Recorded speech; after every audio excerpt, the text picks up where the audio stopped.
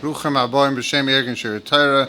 Moses Boss, I'd like to welcome everyone to tonight's shir. All the men here in the main shul, the women upstairs and downstairs, and all the people listening in through the phone system and watching in through the live stream. Ruchem Aboim to everyone.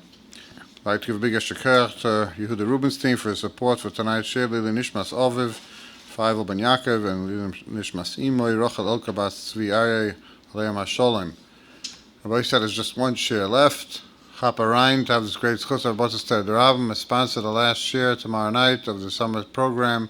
Call 718-851-8651 or email tapecenter@yeshivanet.com.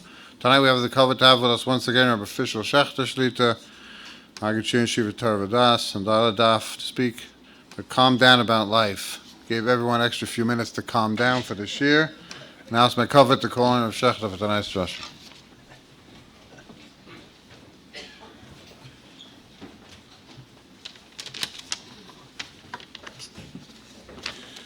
Shkoyach everyone for waiting.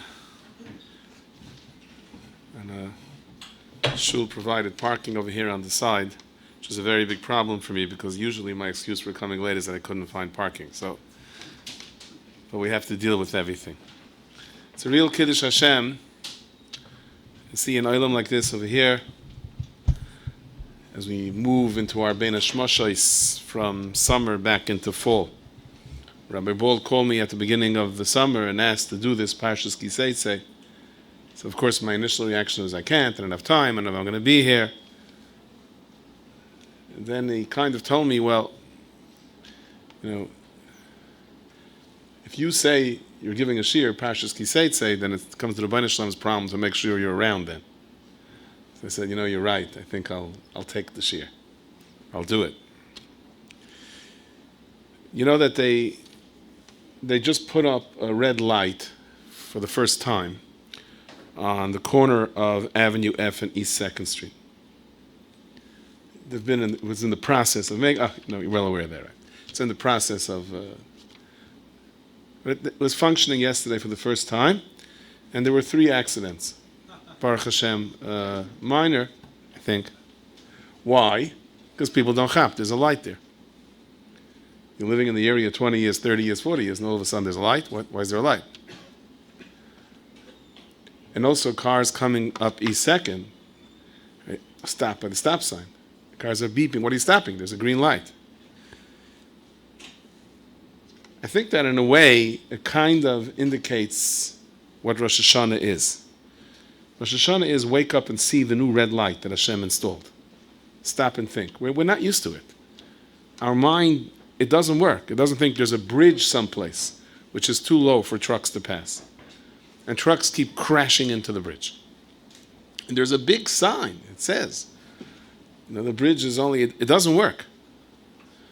So what they did was, they installed, there was all kinds of plans. It seems it's a railroad tunnel and they can't make it any higher. It's a railroad bridge and the railroad doesn't want to make it any higher. And to dig lower they can't because of plumbing pipes that are there. But trucks just don't think. They keep crashing in. So what they did was a block before they put in a scanner. And the scanner was when it senses that a hard truck is coming, the light turns red. And that took away the vast majority of the accidents. Why? Because once the truck driver stopped, he read the sign that says low bridge. Once you got the person to stop, we don't read the signs. We just keep going. We just keep moving. We want Hashem to wake us up so we can see the red light. I remember many years ago, I was sitting in the car, I was driving up to Muncie, and I had some things to discuss with my wife. We definitely didn't take any passengers because, however, we had some things to discuss. It's very hard to have those moments. You can just discuss things quietly. And the phone rings. And I'm not going to tell you actuals, but more or less was something like this. So one daughter calls, what should I do? My baby's having her first diaper rash, and she's all excited. Wife is busy with the shmirachs. Like, who we talk now? And we go a little more and I get another call. Ty, you're supposed to co-sign the mortgage. There's a problem with the paperwork. Could you have it done by yesterday? Okay, a little bit weiter. Phone rings again. Where's the pump? There's a flood in my garage. I know you have a pump. Okay. Phone rings. I'm not picking it up. You got to pick it up. Next kid. Stopped off in your house and there's a raccoon on the front porch. Oh, no. I said, what'd you do? He said, I opened the door. I said, how did that help? He said, well, now the raccoon is in your dining room. And like things are really intense. Like my nerves are about to platz and the phone rings. And this Anikel calls. It says, he just started to drive. He says, yes. Now what's your problem? I'm the first time in a gas station. No. I'm pumping gas. Yeah. How do you know when it's full? So I'm like, I give up. My wife says, answer the kid.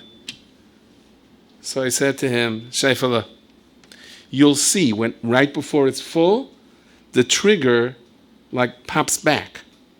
It pops back, yeah, but don't fight it. Because if you keep fighting it, you're going to overfull. The gas will spritz out on you. Just feel it, okay? So as I'm explaining to him what's in line, but I'm scared. What if I overflow it? Don't worry. What if I don't feel it? You'll feel it. Feel it. Just don't fight it. When you feel it, slow down and stop. And as I hang up the phone, so my wife says to me, what did you just say? I didn't mean to yell at him. No. It's okay. He deserves a yelling, this kid. What did you just say? I said, Hashem has it all planned out. We have our tensions. We have our moments. You know, when the tank fills, the trigger stops automatically. Just keep going. Relax. Provided that you don't fight the trigger. Provided when Hashem says stop, when the trigger feels that it filled up, you don't, because you could fight that trigger on the gas thing. Right? People pop off, they want to fill up, they want to get it to the even number. Bothers them that it's 66:33, it got to be 67, right? So I'm not sure what that psychological need is to get it to be 67, but anyway, how that exactly helps you, I'm not sure. But just don't fight the trigger. So I remember once I was sitting in the hospital with a family member, and one of the machines was beeping. Beep, beep. And hospitals are notorious for not letting a person sleep. I'm convinced. You have a bunch of nurses standing behind by a camera. As soon as, okay, he fell asleep. Swish! Got to take your blood pressure, Fall asleep, swish, they come running in. Got to give you an injection. I remember my mother-in-law showed us a true story. It sounds like the Three Stooges, but unfortunately it was true. My mother finally fell asleep. This nurse comes in, I have to give her medication. I said, she just fell asleep. I'll give it to her. No! Can I ask you what the medication was? She says Ambien, which is a sleeping pill. So I said, you're waking her up to give her a sleeping pill? She goes, you're not supposed to be here after visiting hours. Here we go. So I'm sitting with this person, and it's going beep, beep, beep. And so one of the monitors is going, yeah, it's nothing, it's just malfunctioning. I know, but the patient can't sleep if it's going beep, beep. So she says, sorry, I can't help it. And I walk back and she goes, so all night long it's going to go beep, beep, beep. I'm supposed to try to get better. I said, who said hospitals are there to get better? Check into a hotel room. So finally the patient said to me, I can't take it. So I said to him, I want to tell you an interesting thing. I remember once I was up the entire night. It was before camp. And all the kids off on the bus. And I ran to daven v'sikin, and I came back, and I can't wait to get into bed in the morning. Stay off from yeshiva. The kids are away in camp. And someone comes in to me and says, no, you promised to take me to Home Depot this morning. So I figured, you know what? I'll sleep in the parking lot. And I pull into the parking lot. I know it's at least an hour. Okay, and I drop down the windows, and it was like a nice day, 70 degrees outside. You could sleep in the car. Then I reclined the seat all the way back, and it went all the way back, which was a nest on its own. And I don't know, there was some alarm going, it wasn't stopping. And I closed my eyes, and it was driving me mad. And I had this idea. I said, imagine I'm here with a big hose, and someone said there's there's a tank here full of $100 bills. And every time you pull the trigger, $100 bills will come through the pipe into your suitcase. And it's legal, you could fill it up, and as soon as it gets filled up, then you can walk away with it. And just press the trigger. And I take the trigger and it goes, another few $100 bills go. So I close my eyes and I'm imagining, and I'm pressing the trigger. $100 bills are flying. I fell asleep so good, you can't imagine. It's amazing how this sound didn't bother me anymore. It was the most annoying sound in the world. I said, no, this is my trigger. And you could do it any way you want. You could imagine you're putting chocolate onto the cake, and all of a sudden you take the most annoying honking sound and convert it into bracha. It was so peaceful that you can't imagine. I remember we were in a bungalow colony, and there was an ice cream truck, and the guy had an old refrigerator ice cream truck, and it made a racket like you can't imagine. He was the bungalow colony owner. He had a little ice cream concession, and we told him, no one can sleep. He goes, you can't sleep when the truck goes off. When it's on, he says, I can't sleep when the truck goes off, he says. That noise is music to my ears. Music to your ears, not music to my ears, right? But maybe that's part of life, attaining some level of menuchas nefesh. And maybe somehow we can turn noise into music. But how could I turn noise into music? The annoying honking of the car is not putting $100 bills. But it's not. It's not putting chocolate. It's someone's alarm going beep, beep. So, I'm going to share something with you, which, again, my apologies to the camera, but I have said it in the past. If you heard it, I beg you, mechila. It was a while ago in the summer, a little shul next to camp. I would go there during the day, a little bit menuchas hanefesh, try to relax a little bit. And I'm there, and this man is coming down the stairs. I said, oh no. It was like a little library, and he comes in with a bunch of plastic bags. I needed this hour to prepare a shear, and he's making so much noise. I can't imagine. Crunch, crunch. Like how much noise can you make with a shopping bag? And then he sits down, and he takes out a coffee that he bought, and he takes off the lid of the coffee, and there's gishmei bracha all over, including on my notes. And I'm like, I would get up and leave, but, I didn't want to insult the person. And then I just never realized how much noise you can make drinking a coffee. He's like, slurp, slurp, slurp.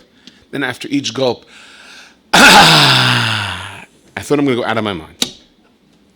And then he notices me, and he comes over, and he gives me a zetz on my plate. So, he gives me a good slap on the back. I'm like, and really I wanted to say, keep your hands to your... I didn't because I didn't want to embarrass him or make a fool out of myself or reveal to everyone what's cooking on the inside. You know what I mean? Then he starts telling me that he has a kid of his that's not well, and he's listening to one of my tapes and my shiurim and how it helped him. And everybody likes compliments, you know that. And after he gave me this compliment, it's very interesting. I didn't hear a drop of noise coming from his coffee. I didn't hear a drop of noise coming from his plastic bags. Did he suddenly acquire good midos? Or, when he wasn't in my way, when he was no longer an adversary to my peace, if he wasn't invading my menuchas hanefesh, just the opposite, he was complimenting me, all of a sudden there wasn't noise, all of a sudden there wasn't music. And it occurred to me at that moment that this is the trick of menuchas hanefesh in life. If you are going to try to stop that annoying beeping, beep, beep, beep, forget it. You can't stop it. What you could do is turn it into music. Okay, so you have to have an imagination and believe $100 bills are coming out. How do you do that? It really has to do with the level of our emunah. If we had the proper level of our emunah, and we know that when we wake up in the morning, Hashem looks at our file and says, okay, Shimon has to have, I don't know how it gets measured, 45 cc's of agmas nefesh today.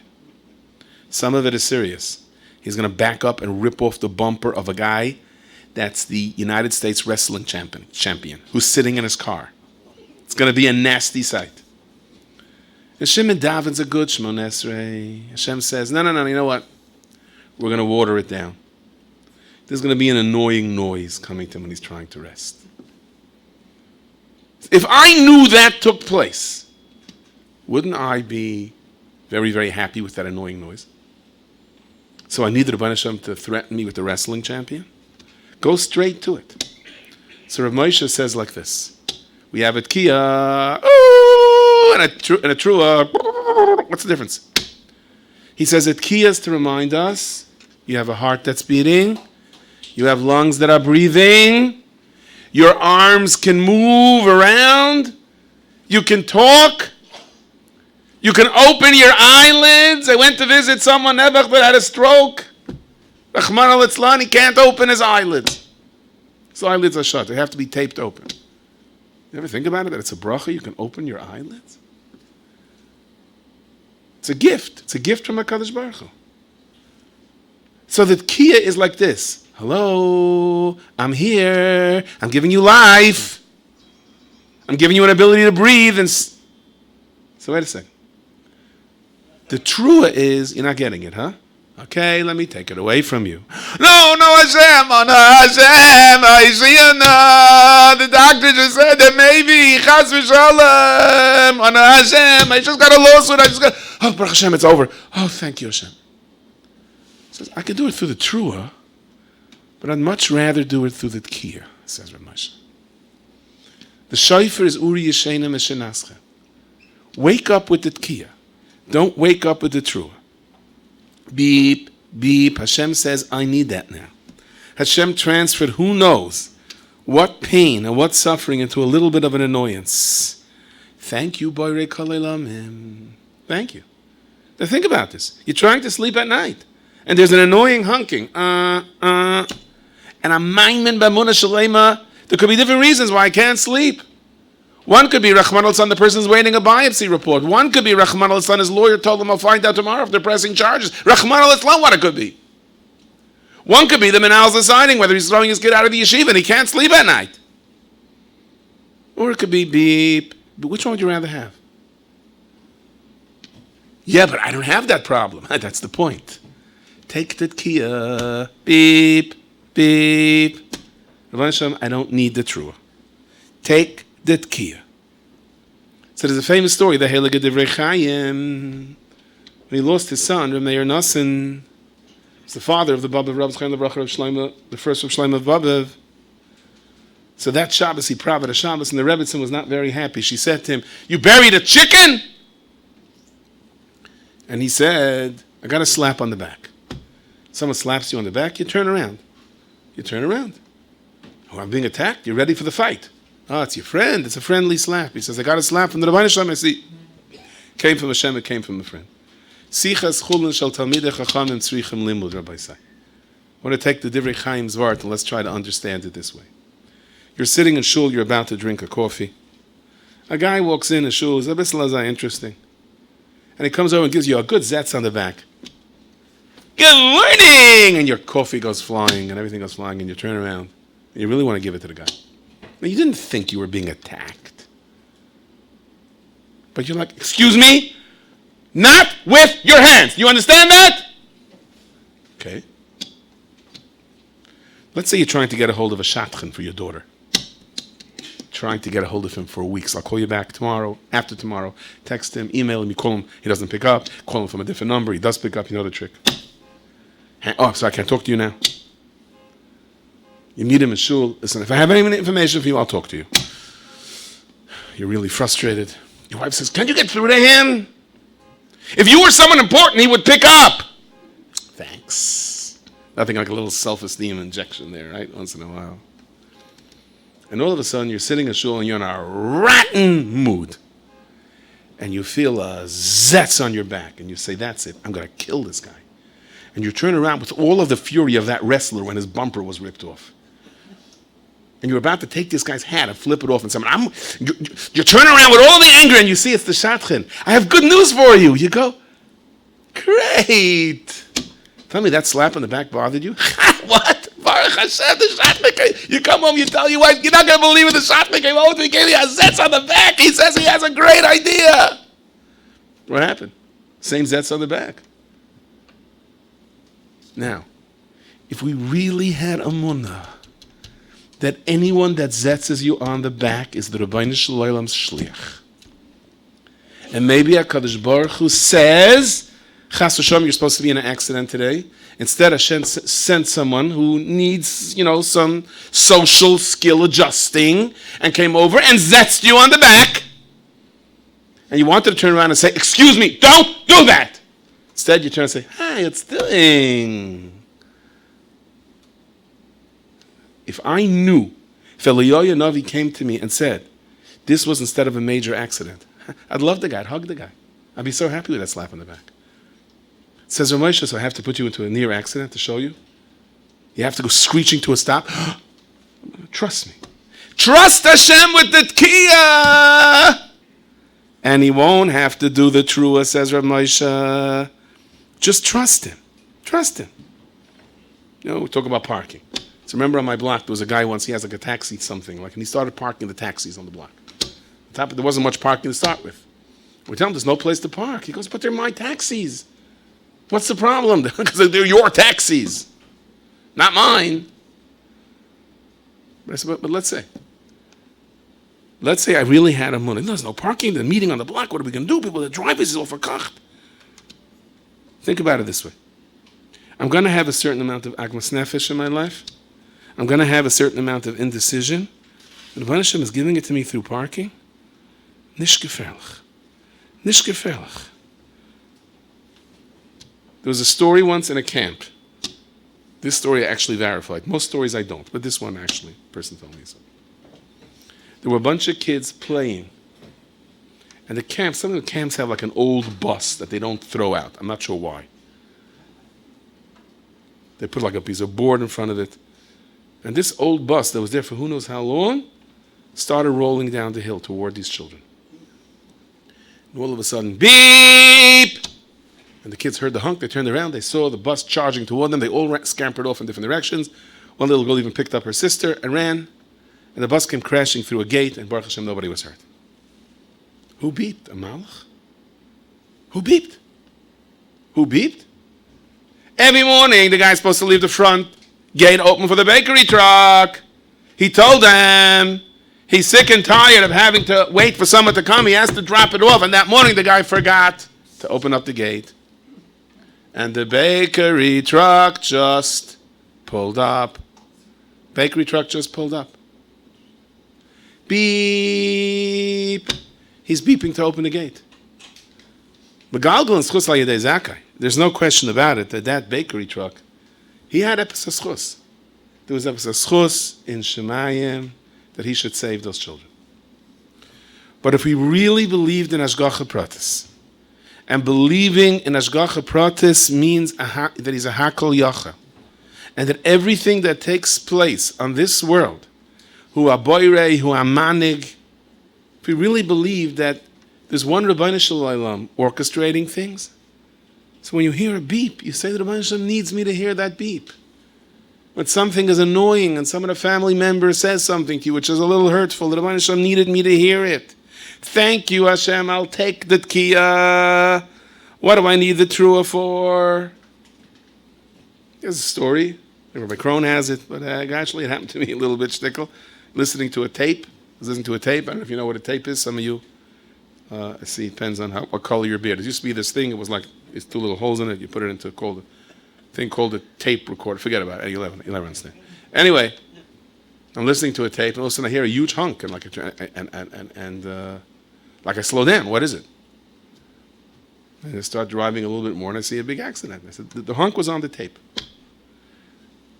There's a magachir giving a shear someplace, and someone on the street is honking. The tape could have been 20 years old.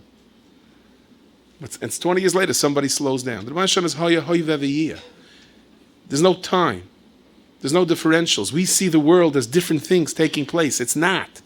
There is one cheshbon, agmas nefesh, simchas hachayim.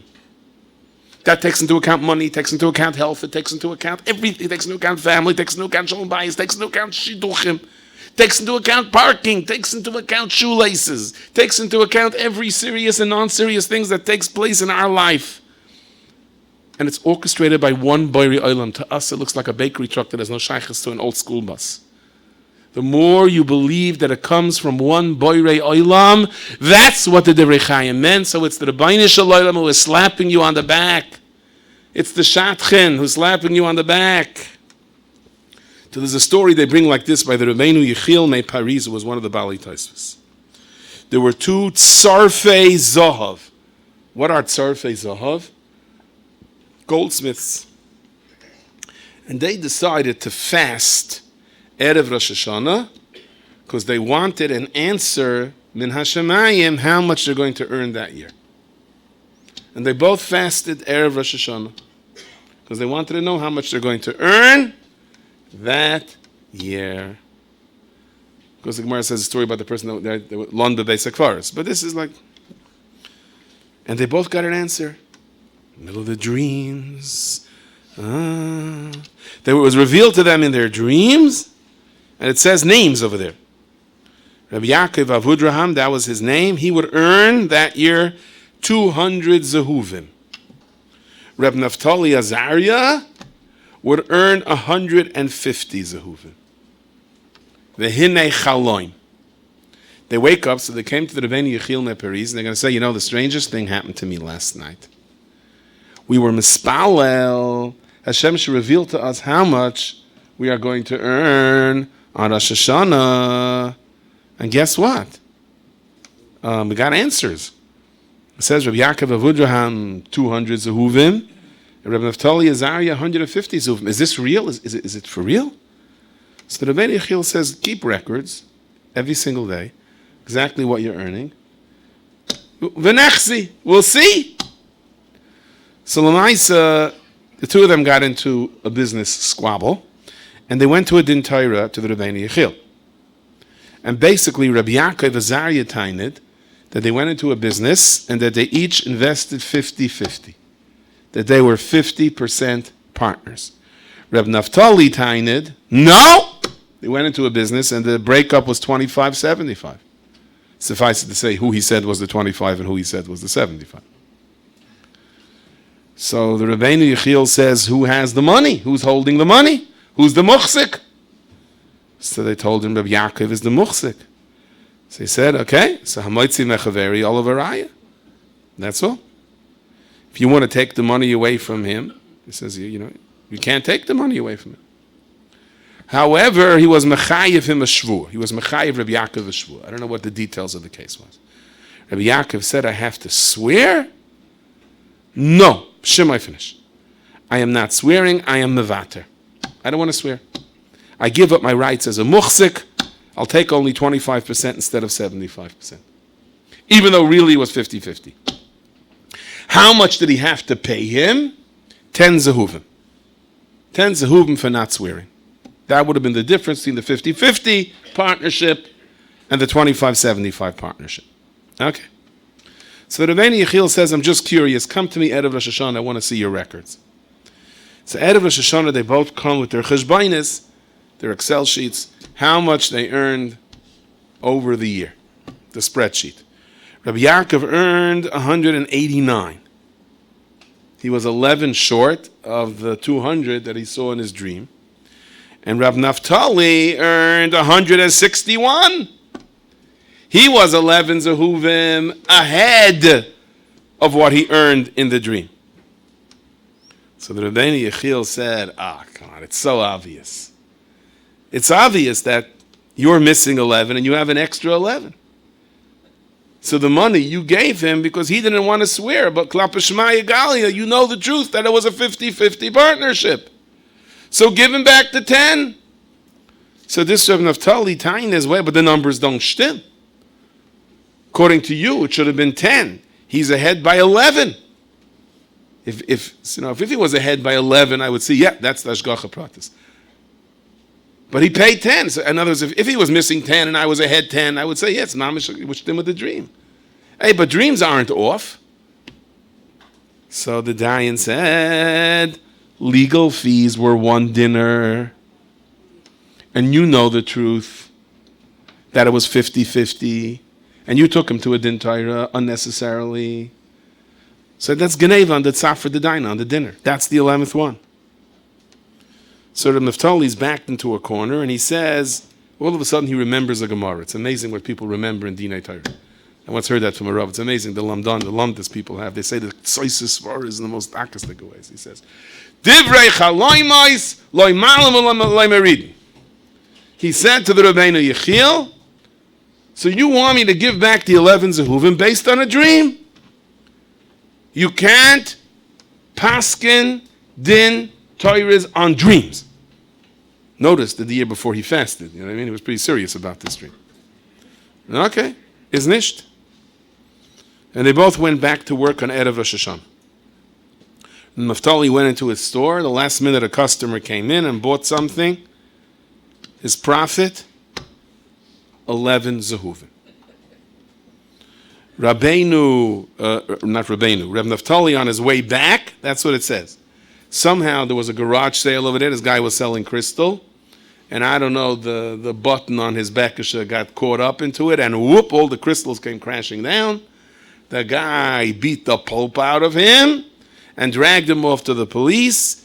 And he plea bargained for 11 zehuvim. He had to pay the guy. So in other words, so Rabbeinu Yechiel asked permission if you can repeat the story before Tkiyah Shofar. And he said the Rebbeinu Shalom wanted to make it simple. You don't want to make it simple? Hashem does it the hard way. But the last day of Rosh Hashanah, trust me, you are not going to have 1 penny more or 1 penny less. Says the Tzaddik of Shlomo Kavzavil, it's not just money. Kol mizenoisav shel adam kitzuvim loy mi Rosh Hashanah le Rosh Hashanah is not just money. It's tsar, it's agmas nefesh, it's fear. You will not have 1 drop more or 1 drop less. Wouldn't you rather have it through parking? Wouldn't you rather have it through, Rebbeinu Shalom has a cheshbon. He's evening the score. Let him do it this way. Now, someone's an illegal plunter, so there's something called to plea bargain. You got a ticket in the country, you could plea bargain. But a plea bargain means you're going to pay less. You won't get points on your license. We plea bargain with Hashem, and Hashem does something to us which doesn't make sense. Tshuva me'ahava turns mitzvahs into aveiros. Once we start plea bargaining, Hashem not only lessens it, Hashem says, I'll turn it into mitzvahs. Says the Chassam Sofer, that when a person takes into account the difficulties that he's going through in his life, and he says, Rabbeinu Shalom, I believe it's all with a cheshbon. I may or may not understand why I have to go through this.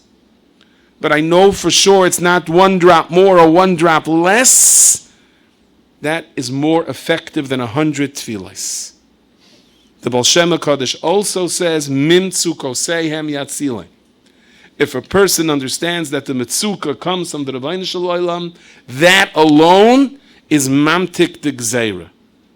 And really, that's our first line of defense. Before a person even starts making a cheshbon and nefesh, why this happened to him? Just say, there's a reason that it happened. I may or may not understand the reason. I may not be happy with the reason. But there's a reason and there is a cheshbon, there is an accounting. It says in the Sefer Kli Chemda, V'hoya b'yoyim hanchilo yazbanov lo yiyah. He says a person leaves this world. The money that's in your reshus is lo yiyah, is the money that you earned honestly. The money that you shmei dreid with, you're not going to have that to give over to what's going to go on. Lo yiyah. Lo yiyah with a vav. The vav and the aleph are mischalefes. We all know it says royim es hakoiles. Why does it say royim es hakoiles? Why by Harsini? Why was it necessary to see the koiles? So the Kotzker Rebbe said, loy with a vav, loy with an aleph. He would have said, loy signai. From him, loy lamed vav. It's a mitzvah to steal. So it had to be loy with an aleph. I want to, based on that, perhaps give you a different perspective on it. So nowadays, when it used to be in the good old days, you taped on a tape recorder. Now, no, you go to a studio, and the guy has a screen,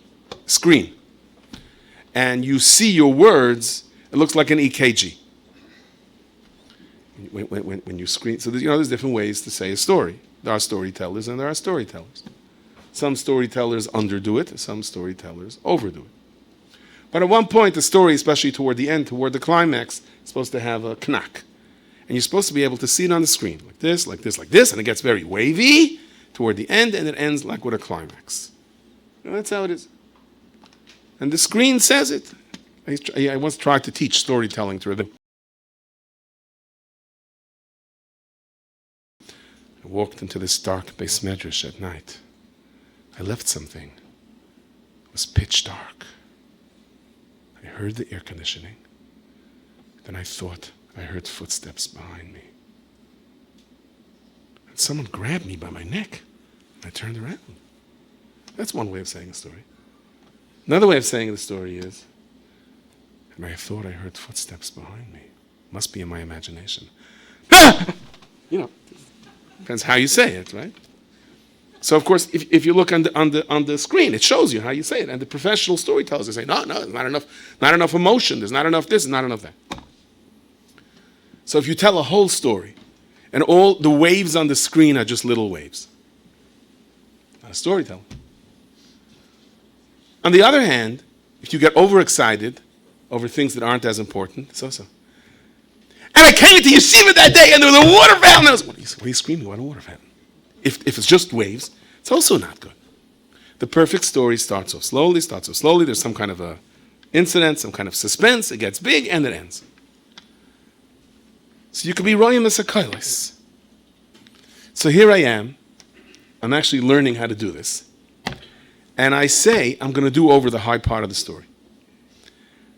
And I make I paste and cut, which was a nesniggle. This worked out without me erasing the whole thing. But I took out the high part, and I made a separate file about the part, it's a lot of waves, and I was going to put it in. And the guy comes in, and he sees the file, and goes, that's not good. I said, why not? I said, the whole file from beginning to end, you're screaming your head off. That's not good. I said, this is not the file of the whole story. This is the file that I'm going to paste in to the high part. It's supposed to be the high part. And after I pasted it in, he said, now it makes sense. The high part.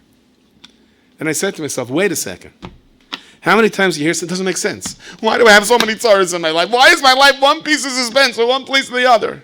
Why is my life so boring? Nothing ever happens. No one calls me. I'm not in anyone's speed dial. You know what I mean? No one even knows I exist. So wait a second.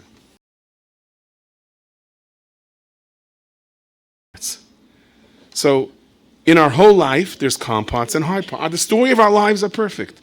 But we don't know how many times Hashem sent us down to this world, and Hashem says, you got to fix that part of your life. So Hashem is making a separate file for our Gilgul, for who we are down here on this world. And of course, if you only look at this, it doesn't make any sense. Why is it so wavy? Why does it have lack of waves? But if you're maimin be'emunah shalema, that this is only part of my life, there's a whole story over here, it fits in. And when you trust that the Rabbeinu Shalom has it and it fits in, it's a whole different world.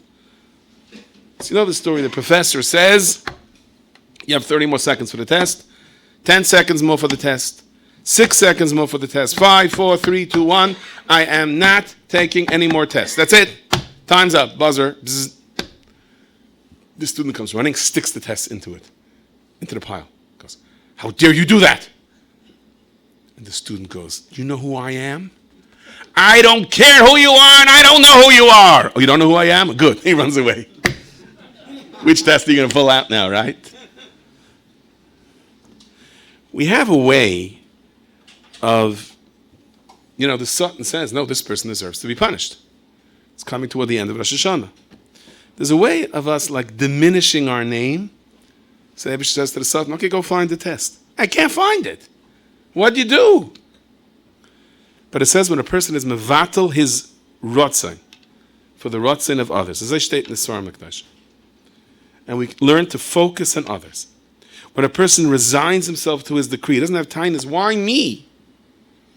When he doesn't believe the world is hefker, so you're diminishing your name. I'm being mevatel myself. Then the Satan can't find your test.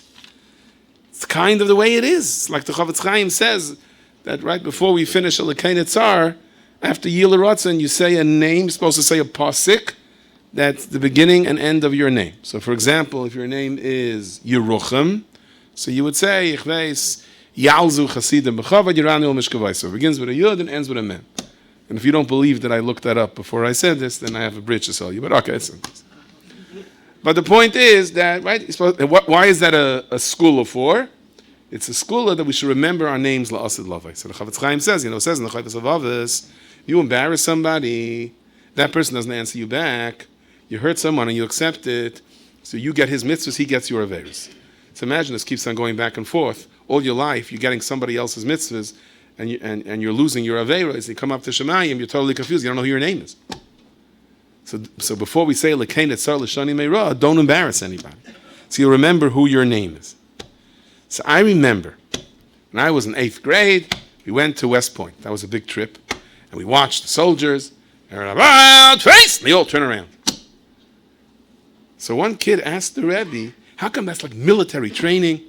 That's the about face, turn around. Like big deal, when you go into war, what's you turn around and run?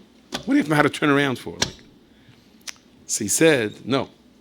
A good soldier is walking one way, and all of a sudden he's ordered the other way, and a second he's going the other way. That's not so easy in life. No, I want it. No, just a little more. No, to start a Kaddish. Okay, let me just finish. No.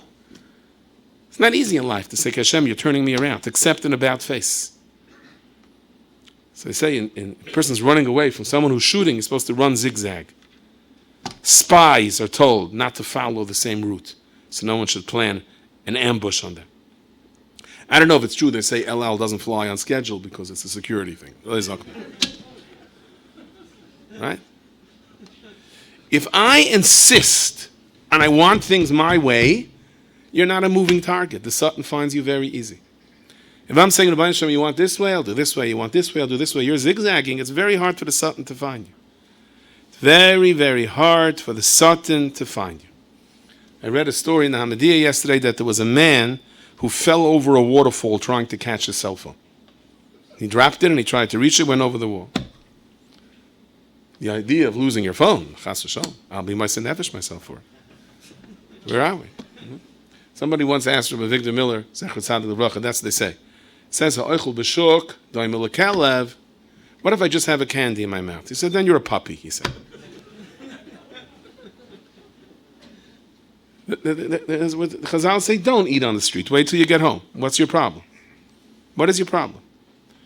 By the words V'ata Moishel Bakail, by Yivarech David, you're supposed to get up. You know one of the reasons the Rishonim bring? Because the Arizal says you're supposed to give tzedakah by V'ata Moishel Bakail. And the Gaboy tzedakah used to come in. And you're supposed to stand up for people that come in to do a mitzvah. That's one of the reasons to stand up by Yivarech David. Why do we give tzedakah by V'ata Moishel Bakail? It's our way of saying, Hashem, I know in a second you could wipe me out. So Hashem, do me a favor, I'm giving it on my own. Kia, I don't need the truah. That's the real meaning in the V'ata Moishel Bakail. Egloin, right?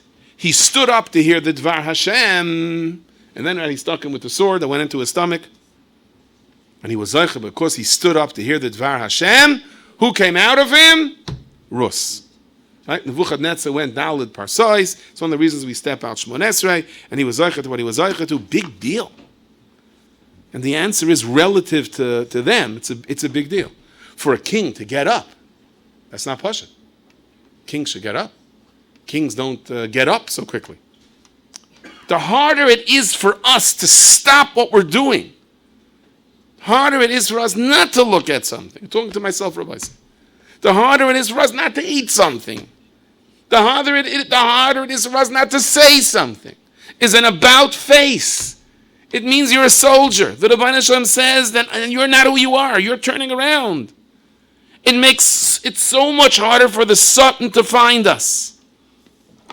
So we know that the Anshe Knesset HaGdolah took away the taiva of Avodah Zarah. That's what the Gemara says.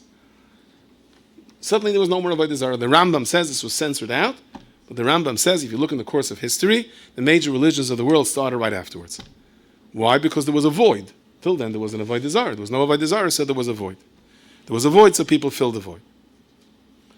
Then the Anshe Knesset HaGdolah tried to take away the taiva of Znus, and they looked throughout Yerushalayim. They couldn't even find a single egg because the roosters weren't interested in the chickens. So they did was they made the taiva less. They poked out the eyes, as I state, they took away the taiva of close relatives. Rav Schwab says, Amor de Gazach. He says, wait a second, the Anshe Knesset G'dayla, why did David HaMelech and Chizkiyahu HaMelech and all the kings, why did Avram Avinu have to break his father's Avodah Zarah? Avram was bigger than the Anshe Knesset G'dayla. Why couldn't he go poof? Goodbye Avodah Zarah. So Rav Schwab says, Amor de Gazach, he says, take a look. Once they took away the taiva of Avodah Zarah, there were no longer any Nevi'im in Klal Yisrael. Because the koyach of being a Navi, that level of Ashuras HaShechina, only comes after you fight off Avodah Zarah. So they had to wait till the last Navi, till Chagi Zechariah Malachi. Because without that taiva, and that's what it means, they didn't find Boya Echad, didn't find a single egg in Yerushalayim. People had a natural Ruach HaKodesh. They lost it then, but they had no choice. It says, I heard some people bring it from the Kliyaka. I didn't really find it inside in the Kliyaka, but it says, who are your enemies? It goes on the Yetzirah, the Rechaim HaKadosh. So the biggest enemies that a person has is Gilui Arayos, Emunah, and Taiva. So it says, and Sanei Hashem Lekacha B'yadecha, Loshn Yochid, because only Avodah Zarah did Hashem give over. But the Avodah Zarah of Nisyanais, of Taiva, Hashem says, I have to leave that, because that's your whole chiyas. Because trust me, you walk on the street and you want to look at something. And today, I hate to say it, but you're sitting in the bathroom when you want to look at something. And you hold yourself back. Or better yet, you institute a lifestyle where I'm not going to, I'm going to filter things the way I should and so on. The Rebbe Hashem says, this is your whole schis of chiyus. This is what this dar is living for. The Rebbe Hashem wasn't caught by surprise, by technology. This is part of a Kadosh Baruch Hu's cheshbon. The Pri Tzadik says, why do we eat basar v'dagim on Shabbos? He says, basar is the taiva of Avodah Zarah, that a person was able to fight out throughout the entire week. It's converted into a simcha on Shabbos, and dagim is taivas, whatever that means. Do I know what it means? I have no clue. But it means that every taiva that we have is potential bracha. And that's the reason that Rabbi Hashem gave it to us. And if a person gets stuck in the taiva, the biggest tsar is going to be l'asad lavai. It says Rav Shlomo Kav Zavil is, you can do any taiva in the world. But the Rabbi Hashem on Rosh Hashanah decides how much pleasure you're going to have. You're not gaining anything. Your net pleasure won't be a drop more. And it could be so hard to get up for slichas. It could be so hard to look away. But you know what? You're not losing anything because the Rebbe Hashem is taking agmas nefesh you would have had anyway and giving you schar for it. The net result would not be different. So just surrender yourself to where it is. I met a son of a Yid. There was a Yid in Yerushalayim, Rav Dan Schwartz. He lived till his high 90s. And he wrote a sefer, famous sefer on Shiluach HaKan. He was the expert on Shiluach HaKan. So people tell him, Shiluach HaKan, the Torah says, Arichas Yamim, you live long. So he would say, yeah, but that was easy. He says he had tremendous kibbut av in the times of the Milchama. For his father, he risked his life time in and time out again. He says, we like to talk about the Arichas Yom of Shiluach HaKan, but we don't want to talk about the Arichas Yom of Kibbut Av V'Eim. You know why? Because that Kibbut Av V'Eim is much harder. But the Kibbut Av V'Eim leads to the Shiluach HaKan. So the Kedushas Levi says, right? Ki Yikari Kan Sipar. He says, Sipar's lotion of Tzafra Behirus. V'Eim Revetzes Alu Afroichim. Sometimes Hashem gives us a cheshik to learn, to daven. Hashem diminishes our Yetzirah. It's very nice. But the Torah's advice is, Lo yisika che'em al abanim. Don't wait for the mother to give you the cheshik. When you're in the most rotten mood of your life, then say, Rabbeinu Shalom, I'm taking out a kapitel till. When you want to scream and you want to yell and you want to kill the guy that slapped you on the back, then turn around and say, hi. The Rabbeinu Shalom must have sent you, right? So you're my shatchan. You're the last guy in the world that wants to slap me on the back. You're not the shatchan. But if I believe in you, then the shatchan will come around. So it says the Kedushas Levi, when you take the Hisaris, you generate it internally. When you're not in the mood of davening, there's a Arichas Yamim to that Hisaris. That's the Arichas Yam. Lo yisika che'em al abanim, says the Kedushas Levi. Don't wait for God to inspire you. People that will tell you they work in Kiruv, a miracle happened, the person became Baal Tshuva. It doesn't last. What lasts is Mesiras Nefesh. It says the Kedushas Levi, it says you're supposed to be Ma'or the Shachar, wake up before the morning. When you're not in the mood of Rosh Hashanah, that is when Rosh Hashanah works. So there's a Yidala who he says his name should be Shlemazel ben Shlemazel. And someone says, don't embarrass your father. Whatever he does doesn't work. He was a carpenter. He was a plumber. Yeah, he got water to run when he was a carpenter. Banged in the shelf and boom, pipe burst. And you know that? But when he tried to connect the pipe, no water came in. You know, he was a shoemaker, not for very long. He had an idea to use long nails instead of short ones to put the heels in. Wasn't a good idea. Whatever. I'm not sure that's what he did, but you get the general idea. Whatever he did failed. And every time he failed at another job, he came home crying. And I don't know if he did have the support of his family or not, but Lamaisa, the bills piled up. I have Emunah. Hashem is sending me in the right direction. The grocery man said, that's very nice, but I can't give you a container of milk on it. Can't do it. Life was really falling apart around him. He said he was the town Shlemazel. He says the only time he made money is when he took a painting job for someone to paint the guy's house, and the guy said, I'll pay you if you leave right now. That was the only time he made money on his. So a friend of his took him to the Rebbe of Yaakov Aryeh of Razdamin. So he said, every time you go into a job, you believe you can do it. He goes, yeah, aren't you supposed to have self-confidence?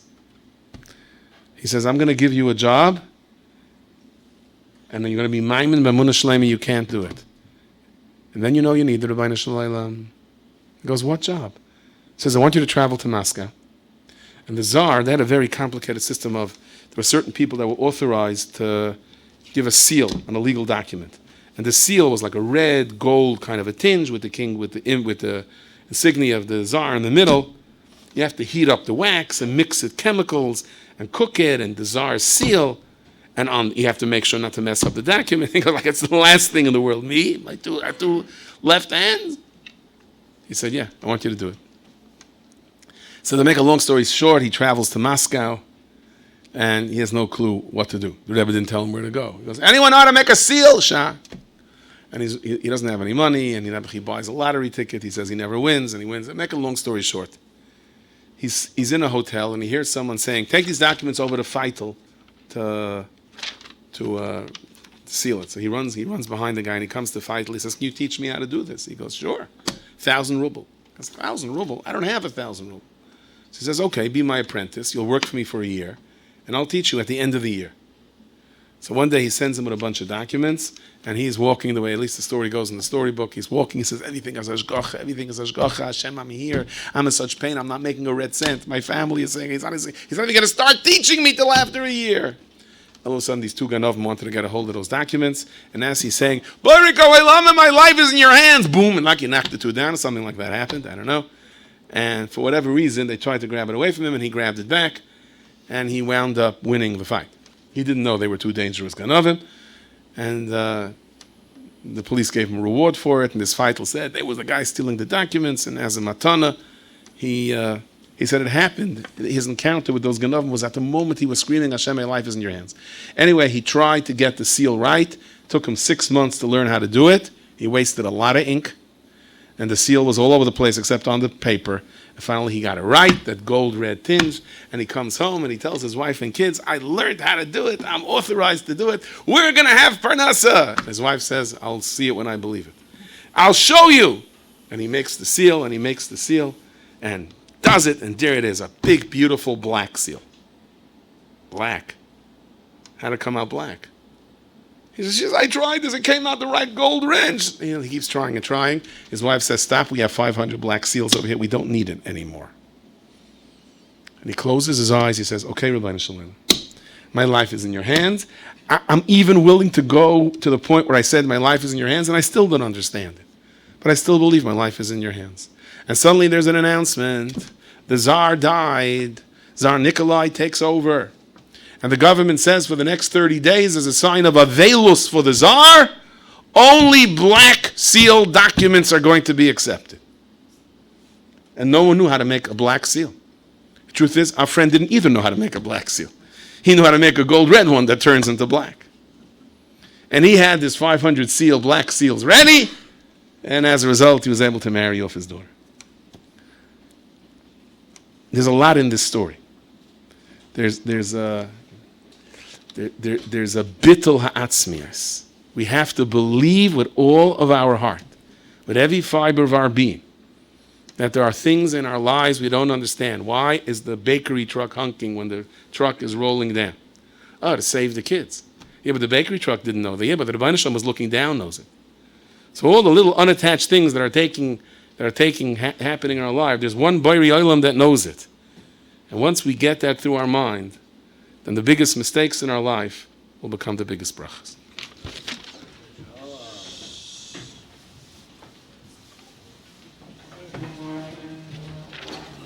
Shem Yirgin Shir Torah, Moses Boston, Rosh Hashanah Rebbe Shlit, to give a big Yashikayach to Rabbi Fishel Schachter of an inspiring drasha. I'd like to give a big Yashikayach to Rabbi Yehuda Rubenstein for support of tonight's Sheilu L'Nishmas Oviv, Faivel Ben Yaakov, Imai, Rachel Kabas, Svi Aryeh, Aleim HaSholem. Rabbi said there's just one more share remaining. Chaparain and sponsor the remaining share, V'chelik and Abotzes Torah, the Rabbim of Yirgin Shir Torah worldwide. Call Yirgin Shir Torah 718-851-8651 or email tapecenter@yeshivanet.com. There'll be CDs of tonight's share available shortly. Hashem Baruch Hu L'Zakis is Yisrael Afik Chibram Torah Mitzvah Shenema Adonai Chovetz the Man Tzidka Yagdol Torah V'Yader.